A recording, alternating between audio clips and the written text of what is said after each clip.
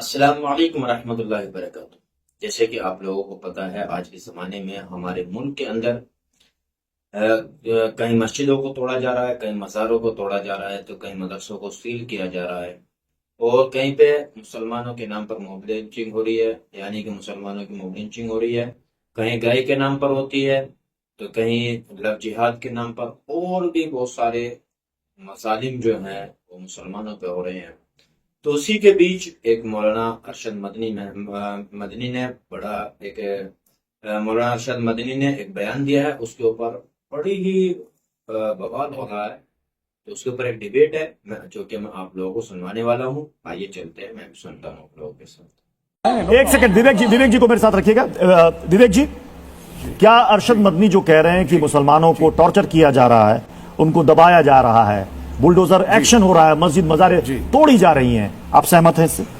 जी जी, पहली चीज तो it's a wonderful debate Pratyush, and it's been conducted very well. Congratulations to you. सुनने में सभी को मजा आ रहा है। मेरी इच्छा ही नहीं थी बोलने की, सुनने की ज्यादा इच्छा थी आज। दूसरी बात पे मैं आता हूं, मदनी साहब का नाम लिया, मैं मदनी साहब को बहुत एहतराम करता हूं, बिल्कुल सही बात कहते हैं। जब उन्होंने अपील की, वही अपील जो माननीय शंकराचार्य ने की कि आप गाय को राष्ट्रीय पशु घोषित कर दीजिए, तो संघ को क्यों ऐतराज है, बीजेपी को क्यों ऐतराज है? ये चैंपियन ऑफ काउ प्रोटेक्शन जो है, जो टारगेट करते हैं मुसलमानों को रोज गौ हत्या के ऊपर, ये जो सुनबटा सन्नाटा है। हेमंत बिस्व शर्मा चुप, सारे नेता चुप, अमित शाह चुप। आप सुनिए ना अरशद मदनी क्या कह रहे हैं। ही इज नॉट रॉन्ग, वो सही पर्सपेक्टिव में बात को कर रहे हैं। दूसरी बात, 1400 साल पुराना इस्लाम आज से 1400 साल पहले हम लोगों से कहीं ज्यादा प्रोग्रेसिव था। यहां तो कोई रिस्ट्रिक्शन ही नहीं था भाई, जितनी मर्जी आप शादियां कर लें। लेकिन ये तो 1947 के बाद पंडित जवाहरलाल नेहरू जब हिंदू कोड में लाए, बहुविवाह रुका कि नहीं सर? सती प्रथा भी था सर, सती प्रथा, बहुविवाह सब रुका। मैं आ रहा हूं ना sir ji, let me speak for 20 seconds, let me speak for 20 seconds, only 20 seconds. 1400 साल पहले इस्लाम ज्यादा प्रोग्रेसिव था। 1947 तक हमारे समाज में तो कम से कम नंबर ऑफ मैरिजेस पे विमेन के कोई रिस्ट्रिक्शन नहीं था, जितनी मर्जी रखो। जब जवाहरलाल नेहरू हिंदू कोड बिल लाए और कहा और बिल पास हुआ कि एक आदमी की एक औरत से ही जायज विवाह है, और ये कॉन्स्टिट्यूशनली, कॉन्स्टिट्यूशन ने दिया, रिलीजन ने नहीं दिया, तो सबसे पहले कौन इसके खिलाफ था? आरएसएस, संघ परिवार और ये जनसंघ वाले। इन्होंने कहा this is interference in internal matter of the Hindus. ये है सच्चाई। और ये कहना और टारगेट लगाना रोज इस्लाम को खड़ा करके कि आप प्रोग्रेसिव नहीं है। इस्लाम में 4 शादियां कंडीशनल है, हमारे यहां तो कंडीशन क्या, कोई रेस्ट्रिक्शन ही नहीं था। यह है सच्चाई। सर रिस्ट्रिक्शन आ गया ना सर, कटघरे में देश के कानून और संविधान नहीं लाया ना सर, मुसलमानों को तो यही रिस्ट्रिक्शन, एक सेकंड सर, आपने कहा रिस्ट्रिक्शन आया ना, संविधान के तहत सबने माना ना, तो यही रिस्ट्रिक्शन की बात आप क्या इस्लाम के लिए कहेंगे कि वहां कंडीशनल भी नहीं होना चाहिए? It is already there. वहां कहिए ना कंडीशनल भी नहीं होना चाहिए। एक मर्द 4 औरत क्यों रखेगा? हाँ बिल्कुल, आप कह रहे हैं कि एक आदमी 4 औरत क्यों नहीं रखेगा, तो एक औरत 4 आदमी क्यों नहीं रख सकती?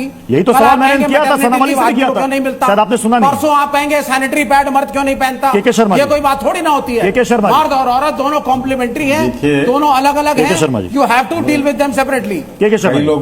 कई लोगों को ज्यादा बोलने की आदत रहती है सर। क्या है, कामरेड जो लेफ्ट है, ये तो परिवार की संकल्पना को मानता ही नहीं। तो ये काहे के लिए ये बहुविवाह और इसका उसका समर्थन कर रहे हैं? ये तो परिवार के कंसेप्ट को नहीं कर रहे समर्थन। नहीं, वही मैं कह रहा हूं कि आप तो परिवार समझते ही नहीं ना साहब। आप तो जैसा जीवन आपके विचार में है, उस आधार पर तो ये देश चलने वाला है नहीं। आप बंद करें साहब, आपकी सोच से देश नहीं चलने वाला। इसीलिए आप सिमट कर गंगा ढाबा पे आ गए, गंगा ढाबा तक आप सीमित हो गए। पूरे देश भर में आप कहीं नहीं बचे, गंगा ढाबा तक आप खड़े हो गए। यही मैं आपको समझाना चाहता हूँ। मुझे पता है मेरी बात बुरी इसलिए लगेगी कि आपकी फिलॉसफी में परिवार है नहीं, समाप्त करना पड़ेगा वैसे, और इसीलिए इन कामरेडों को देश ने नकार दिया। और यहाँ पर हमेशा के लिए इस्लामिक स्कॉलर ने अपनी अपनी बातें यहाँ पर रही कि क्या सही, क्या गलत और क्या अच्छा और बेहतरी होना चाहिए। और इन्होंने आज एक सजेशन दिया गुलाम सरवर जी ने कि एक दिन खुला पर भी हमें बहस करनी चाहिए। डॉक्टर जीनत ने भी कहा कि इस पर भी एक दिन बहस करनी चाहिए। हम कोशिश करेंगे किसी दिन हम उस पर भी बहस जरूर करें, क्योंकि ये डिमांड यहीं से उठी है। तो मेरे प्यारे भाइयों, अपने डिबेट सुने। यानी ये इन चैनल वालों का एक दोनों समुदाय के लोगों को बिठाकर एक मुर्गे की तरह लड़ाना है और हम जैसे लोगों को बेवकूफ बनाना है, समझे। तो मेरी राय ये है, मेरी क्या, आप अपनी राय दीजिए कि आपकी क्या राय है, कि इस मामले में जरूर बताना।